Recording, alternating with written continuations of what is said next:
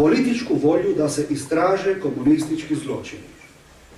Bio sam prisutan, kao što sam rekao, na predstavljanju toga dokumenta i na konferenciji za novinare predsjednika te komisije, tada pomoćnog zagrebačkog biskupa, a sada već sisačkog biskupa doktora Vlade Košića, pa sam ga izravno upitao: tko to, gospodine biskupe, u Hrvatskoj danas veliča komunizam? Monsignor Košić je stao mrmljati sebi u bradi neke meni nejasne riječi o tomu kako ne vidi nikoga u Hrvatskoj ko se sustavno zalaže za fašizam i kako su to samo marginalne pojave, ali što je ipak važnije, komunistički stavovi u Hrvatskoj nisu prevladali. Pokazao je tako da ne zna ili da zaboravlja u kakvom društvu živimo i u okruženju se nalazimo, i kao intelektualac i kao biskup. Ta cijeli stadioni su te godine grmjeli za dom spremni, hajmo ustaše, ubij Srbina i tako dalje. To biskup Košić, nažalost, nije smatrao spornim niti vrijednim spomena. Pokušao sam pomoć zbunjenom biskupu, pa sam ga pitao jesu li možda sporni oni političari koji imaju staž u nekadašnjem Savezu komunista. Doktor Košić se pokušao izvući rekavši kako su hrvatski komunisti djelovali pod različitim okolnostima. Pripremao sam i treće pitanje, želio sam ga pitati: pa dobro biskupe, jesu li vama problem predsjednik Stjepan Mesić, Gorštajnovi, Ivan Fumić, Vesna Konstantinović-Čulinović, tko?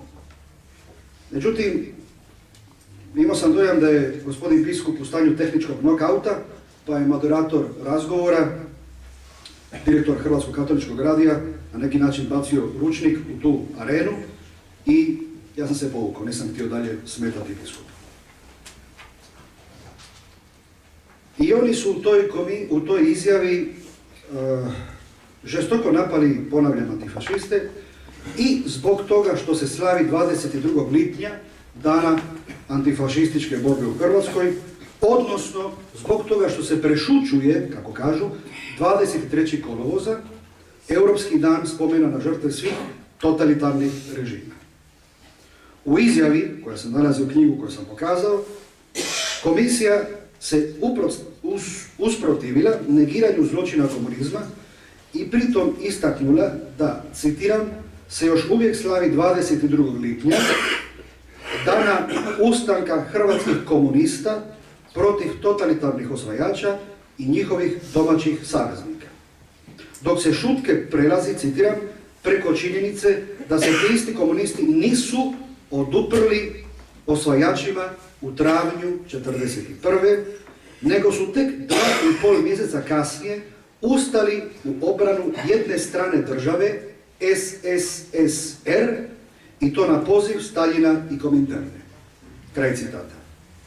Komunisti su se dotad, ističe se u izjavi, citiram, mirili s nacifacističkim okupatorima i s režimom NDH. Dakle, partizani su bili sretni sa Pavelićem.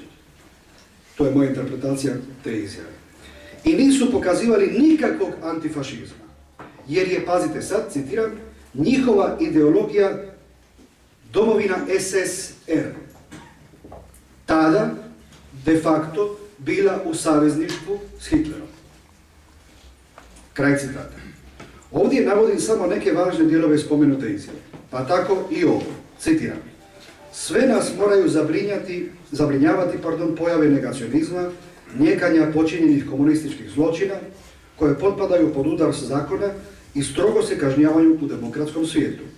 Zapanjujuće je da danas u Hrvatskoj se čuje da su se partizani borili isključivo za slobodu. Kraj citata.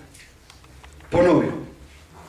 Pitaju se crkveni ljudi, drugim riječima, zašto se partizani prikazuju samo kao borci za slobodu, kada su to bili sve od reda mali pioniri krvavog staljinizma. I tog ponedjeljka sam shvatio da moram zaoštriti tekst koji piše za Fumićevu knjigu, jer bi se lako mogao naći u zadatku da vodim bitku koja se ne smije voditi, jer se nalazimo u začaranom krugu u kojem nas drže odista neupućeni, da ne kažemo i zlonamjerni crkveni predstavnici. Srećom, kad sam pročitao Fumićevu knjigu, sam shvatio da to nije knjiga koja je usmjerena protiv crkve, nego samo protiv krivih tumačenja povijesti od strane jednog svećenika.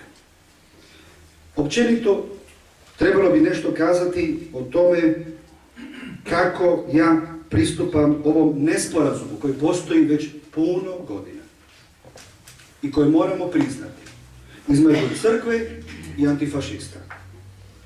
I kako se dogovoriti, kako dostići onu klimu dijaloga koja je potrebna u našem društvu.